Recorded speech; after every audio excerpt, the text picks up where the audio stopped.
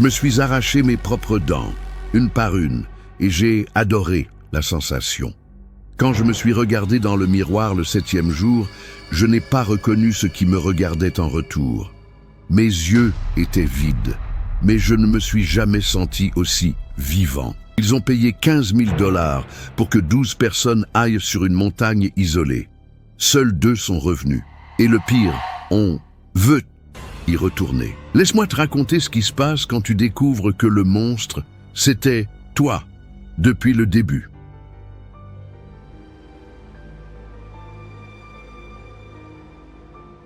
Ils nous ont dit que c'était une expérience de survie. 7 jours isolés dans les cascades, sans technologie, sans contact extérieur, juste nous et la nature sauvage. Ils payaient bien, absurdement bien. 15 000 $ pour une semaine de déconnexion totale et reconstruction du moi primitif. On était 12. Des inconnus réunis par la cupidité et l'illusion d'aventure. Aucun de nous n'a demandé pourquoi le paiement était si élevé. Pourquoi les organisateurs ne montraient jamais leur visage, seulement des voix déformées dans des appels cryptés. Pourquoi le contrat contenait une clause nous exonérant de poursuites en cas d'événements psychologiques imprévus. On aurait dû poser la question. On nous a largués en hélicoptère au sommet d'une montagne sans nom. Le pilote n'a même pas coupé le moteur. Il a ouvert la porte, jeté nos sacs sur le sol rocailleux et hurlé par-dessus le bruit des pales. 7 jours, n'essayez pas de descendre avant. Le sentier n'apparaît que le 7e jour à l'aube. Puis il est parti, nous laissant sur un plateau de pierre entouré d'une forêt de sapins noirs qui semblait aspirer la lumière du jour. Il y avait une plaque métallique plantée au centre de la clairière. Instructions gravées au laser. Bienvenue au protocole atavique.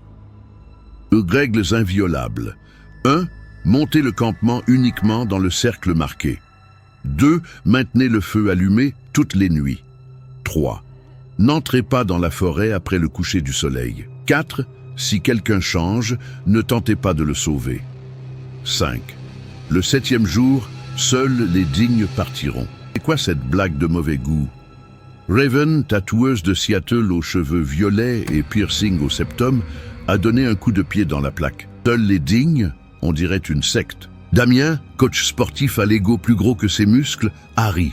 Détends-toi, c'est du théâtre. Ils veulent nous mettre la pression pour l'expérience psycho, voilà tout. On campe, on empoche le fric et on se barre. Mais pendant qu'il parlait, j'ai vu quelque chose qui m'a glacé la moelle. À la lisière de la forêt, accrochés aux branches basses, des vêtements, vestes déchirées, sacs éventrés et une botte, une seule, avec quelque chose encore dedans. Personne d'autre n'a semblé le remarquer ou a choisi de ne pas le faire. On a monté les tentes dans le cercle marqué. 12 pierres blanches parfaitement disposées, chacune gravée d'un symbole différent. La mienne représentait un œil qui pleurait du sang. Raven a ri nerveusement en voyant la sienne, une bouche cousue. Quand le soleil a commencé à se coucher, on a compris quelque chose de terrifiant. Il n'y avait aucun oiseau, aucun insecte, aucun vent. Juste un silence si dense que mes oreilles bourdonnaient pour combler le vide. Et puis, au moment exact où la dernière lueur a disparu à l'horizon, on a entendu un tambour, lent, profond, venant de l'intérieur de la forêt, et des voix, chantant dans une langue qui n'était pas humaine. Le feu que Damien avait allumé a triplé de taille tout seul. Les flammes sont passées au bleu, puis au vert, puis à un rouge maladif. Sur la plaque métallique, de nouvelles mots sont apparus, se gravant comme écrits par des doigts invisibles. Le rituel a commencé, que les faibles nourrissent les forts. Le premier changement a eu lieu la 2e nuit. On a passé la première journée dans le déni collectif. Effets spéciaux, disait Damien.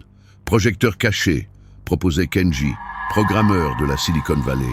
Mais personne n'a pu expliquer comment les mots s'étaient gravés dans le métal. Ni pourquoi, quand on essayait d'explorer la lisière de la forêt le jour, nos corps refusaient simplement d'avancer, comme un mur invisible nous repoussait. Lia, infirmière de 40 ans aux yeux doux, a commencé à agir bizarrement après le dîner. Elle s'est plantée près du feu, fixant les flammes, la tête penchée à des angles qui me faisaient mal au cou, rien que de regarder. Puis elle s'est mise à griffer son bras.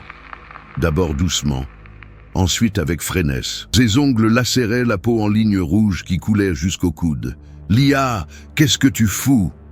Raven a essayé de la retenir, mais Lia s'est retournée à une vitesse inhumaine et a souri.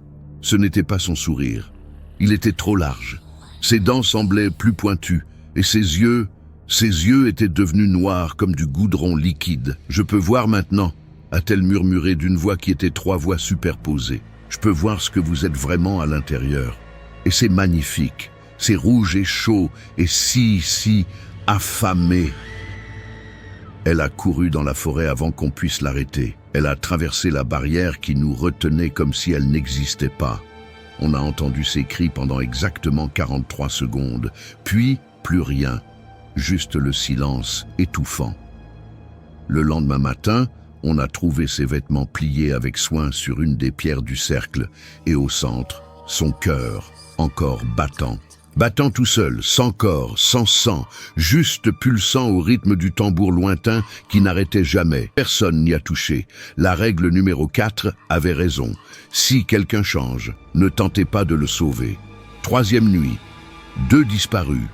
On n'a retrouvé que des cendres à la place de leur tente, comme s'ils avaient été incinérés de l'intérieur, mais le tissu autour était intact. 4e nuit. Damian a commencé à changer. J'ai vu ses paupières cligner horizontalement, comme un reptile. Il a remarqué qu'on le regardait et a souri ce sourire qui n'était plus humain. Vous le sentez aussi, hein? L'envie d'arracher cette peau fausse, de montrer ce qui a toujours été caché dessous. Il s'est arraché les dents, une par une, sans sembler souffrir. Juste une curiosité morbide pendant que de nouvelles dents, pointues, dentelées, repoussaient instantanément. Puis il a marché calmement vers la forêt, et la dernière chose que j'ai entendue fut son rire se transformer en hurlement. 5e nuit, il n'en restait plus que 6. Le feu brûlait maintenant, dans des couleurs qui n'ont pas de nom, projetant des ombres qui bougeaient toutes seules.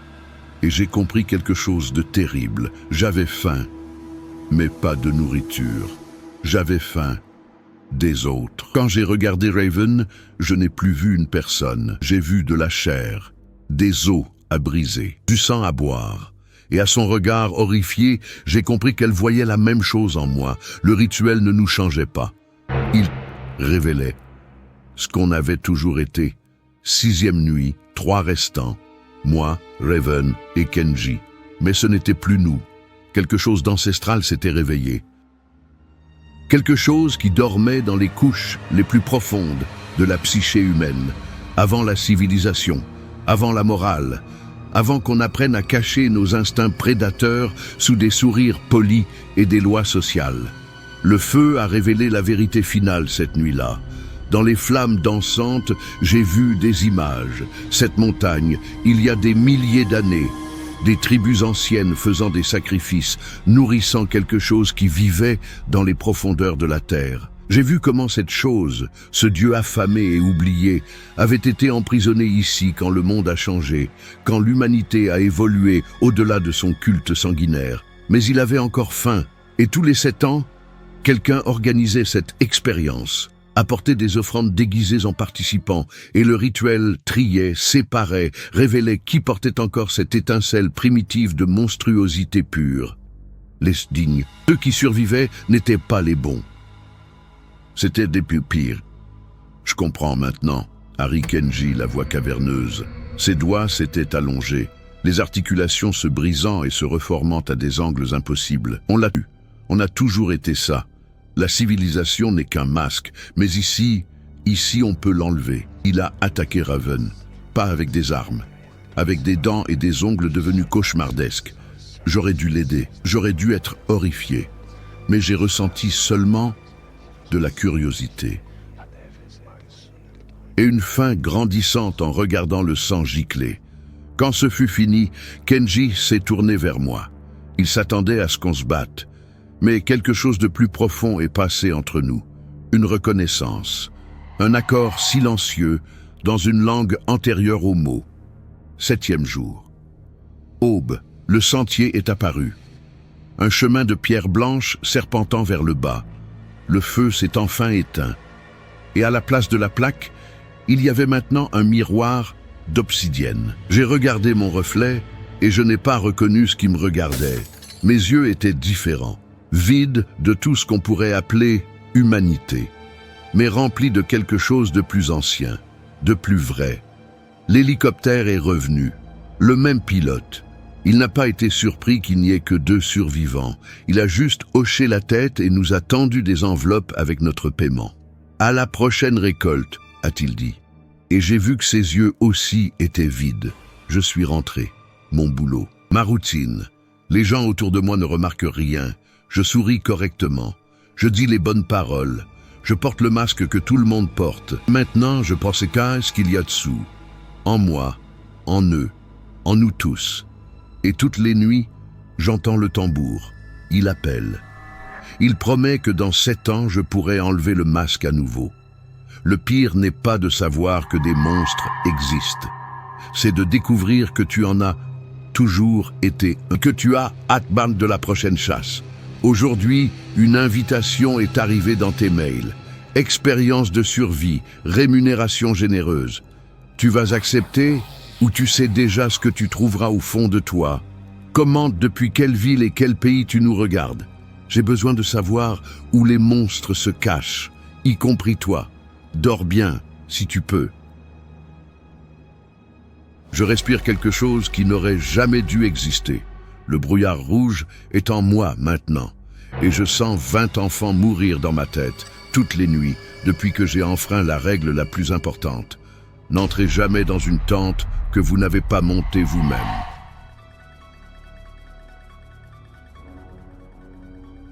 Il existe des règles non écrites quand on campe dans des endroits reculés. Ne suivez pas les lumières étranges. Ne répondez pas aux voix qui prononcent votre nom dans l'obscurité. Et surtout, jamais, au grand jamais, n'entrez dans une tente que vous n'avez pas montée vous-même. J'ai brisé la 3e règle. Et maintenant, je porte en moi quelque chose qui n'aurait jamais dû exister. Octobre 2021. Réserve forestière de Grimwald, frontière entre 2 États où les cartes numériques commencent à bugger et où le signal cellulaire meurt comme une bougie sous la pluie. J'y suis allé seul. Après un divorce qui m'a anéanti et la perte d'un emploi qui définissait mon identité, j'avais besoin de silence. J'avais besoin de me perdre pour me retrouver ou n'importe quelle connerie motivante lue sur un blog de développement personnel. Le sentier était classé modéré, mais le garde à l'entrée m'a regardé bizarrement quand j'ai dit que je comptais camper dans la vallée nord. Il a ouvert la bouche, hésité, puis a simplement secoué la tête et tamponné mon autorisation. Avant que je parte, il m'a attrapé le bras avec une force surprenante. « Si vous voyez du brouillard rouge, a-t-il murmuré, les yeux pleins de choses qu'il aurait préféré ne jamais avoir vues, ne respirez pas et courez. » J'ai ri nerveusement. Je pensais que c'était une blague locale pour effrayer les touristes. Comme je me trompais. J'ai marché 7 heures jusqu'à trouver l'endroit parfait. Une clairière circulaire entourée de pins si hauts que leurs cimes semblaient griffer le ciel gris. Le sol était couvert de mousse douce. Un ruisseau coulait à proximité. Parfait. Isolé. À moi. J'ai monté ma tente bleue pendant que le soleil se couchait, transformant le ciel en plaies ouvertes d'orange et de violet. J'ai préparé un dîner simple sur le réchaud, écouté le crépitement du feu, senti le froid de la nuit mordre ma peau. Pour la première fois en moi, j'ai respiré sans sentir le poids d'une vie effondrée écraser ma poitrine. Je me suis endormi vite, profondément, et je me suis réveillé au bruit d'une fermeture éclair qu'on ouvre. Pas la mienne, une autre. Je me suis redressé dans l'obscurité de ma tente, cœur cognant contre les côtes. J'ai allumé ma frontale, le faisceau coupant les ténèbres, et j'ai écouté de toutes mes fibres. Quelqu'un montait une tente dehors, à quelques mètres de la mienne. J'ai entendu des piquets enfoncés dans le sol. J'ai entendu la toile tendue. J'ai entendu le bruit caractéristique de quelqu'un qui s'installe. Mais je n'avais vu personne, ni sur le sentier, ni dans la clairière à mon arrivée. Et il y avait quelque chose de faux dans ces bruits. Trop lent, trop délibéré, presque mécanique, comme si celui qui montait cette tente ne l'avait pas fait depuis très longtemps et se rappelait des gestes oubliés. Au bout de 15 minutes interminables, les bruits ont cessé, silence total, sauf une respiration lourde, humide, venant de l'extérieur, très proche, trop proche, et puis une voix, râpeuse, traînante, sortant d'une gorge qui luttait pour former des mots humains. « Ah, aussi, tu viens camper ?»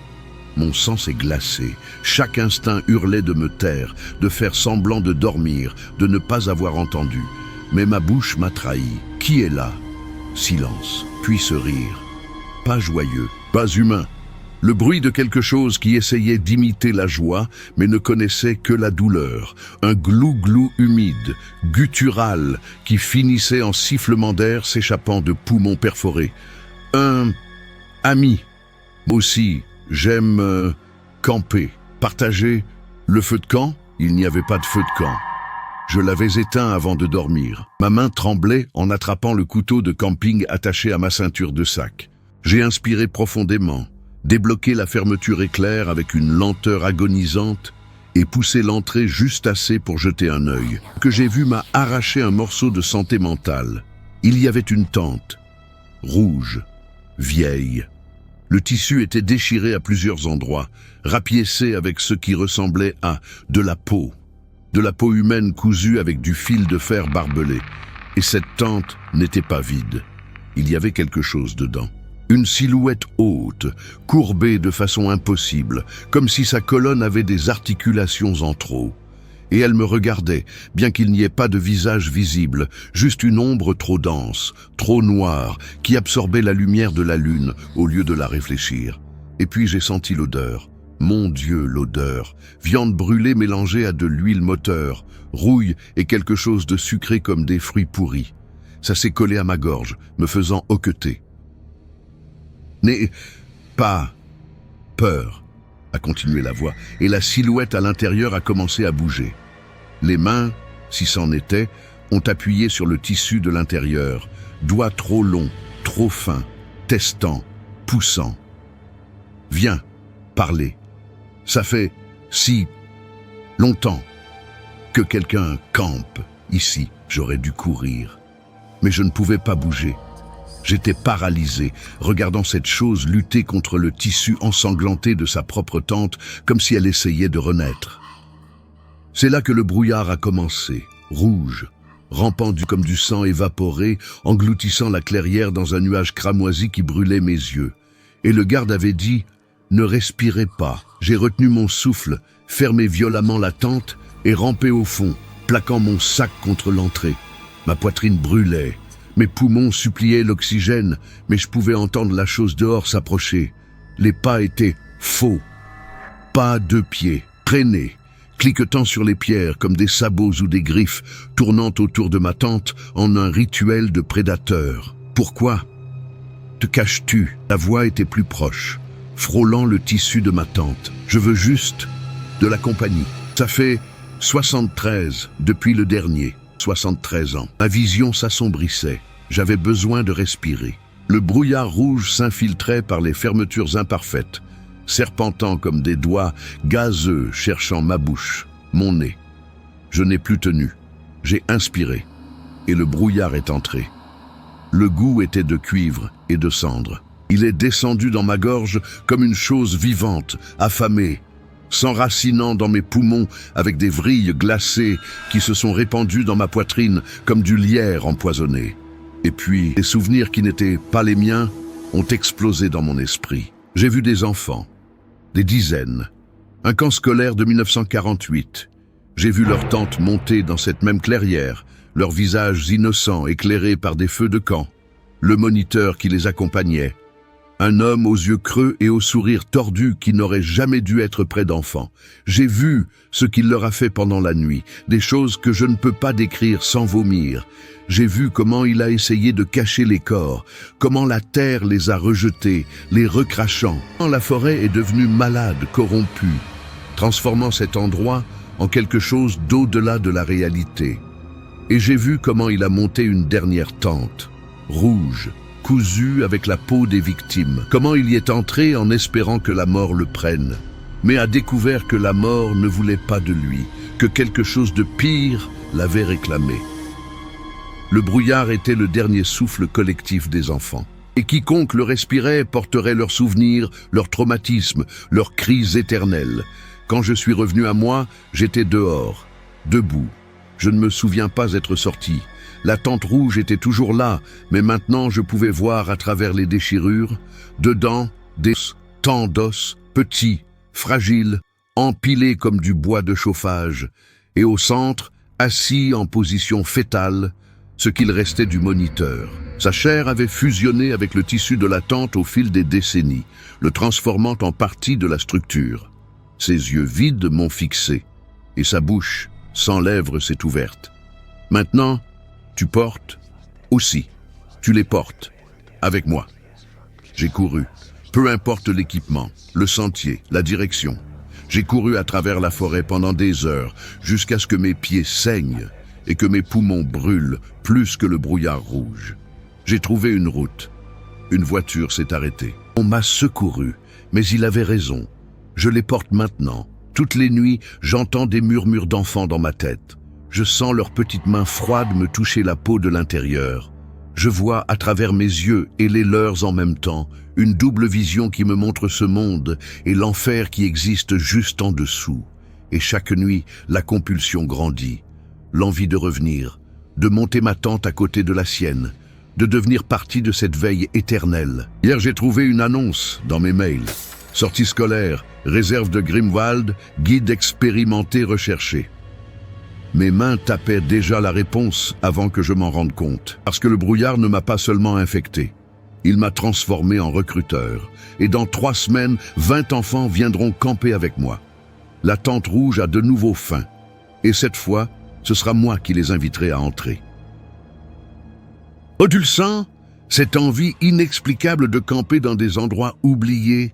Commente depuis quelle ville et quel pays tu nous regardes, parce que peut-être que le brouillard est déjà arrivé jusqu'à toi. Abonne-toi pour plus d'histoires. Dors bien, si tu y arrives.